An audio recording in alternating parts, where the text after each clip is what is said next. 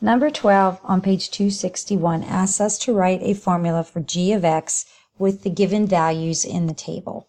So what we want to do is write an equation in exponential form. So g of x is equal to a times b to the x power, where a is our initial value at x equals 0 and b is our constant multiplier.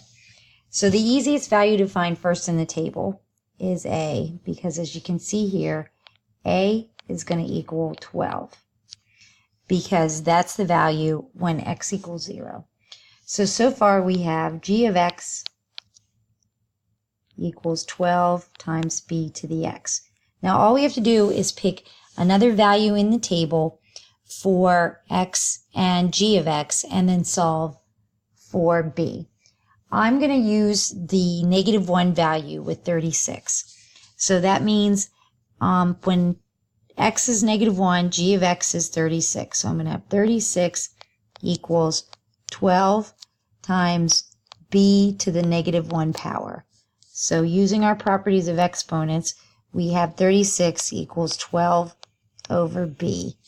So then solving this for b, we can cross multiply and we get b equals 12 over 36.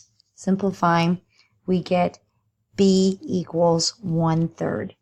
So our final function is g of x equals 12 times 1/3 to the x power.